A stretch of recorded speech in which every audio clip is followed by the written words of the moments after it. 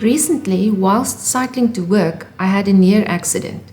Though nothing but my pride got a little dented, this got me thinking, what if I had not been so lucky? Being a financial planner, I immediately started ticking off my list of essentials. And right at the top of this list was, do I have a recently updated valid will? Why is this at the top of my list?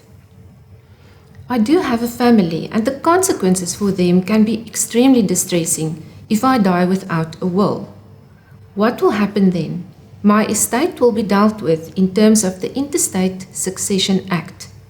This does not mean that my assets will be forfeit and the state will take control, but it will be distributed between my spouse, children, parents, and siblings according to a set formula. This may have far-reaching consequences. For instance, if you leave behind a spouse and children, your spouse will only inherit the greater of $250,000 or a child's share. In plain language, this simply means that your assets will be divided equally between your spouse and children. And this might not at all be what you meant to do. So there's the first reason to have a valid will. Make sure your assets will be distributed according to your wishes when you are no longer there to speak for yourself.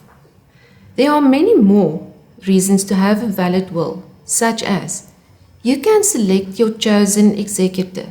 It can make things so much easier for your loved ones if they already know and trust your executor. Secondly, you can make provision for special needs beneficiaries or minor children. This can include a trust or even appointing a guardian for minor children. You can also ensure that you make use of all the estate duty benefits that you can. Then it will also save time. It takes much longer to wind up an interstate estate. Now let's backtrack a little.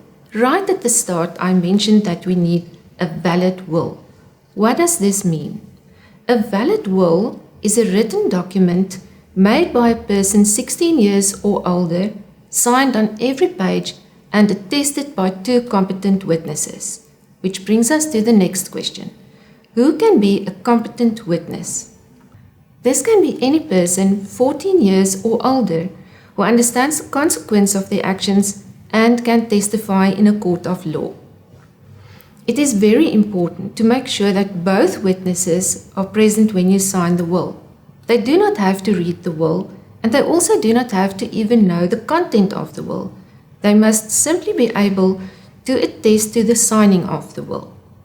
Another very important factor to take into account is the fact that an heir cannot be a witness. This might cause the heir not to be able to inherit in accordance with your will. Please note that it also includes the heir's wife, spouse, brother, any close relative. Lastly, there's a few tips to keep in mind when drafting your will. Be thorough, but keep it simple. Do not try to rule from the grave. And lastly, be practical, not emotional.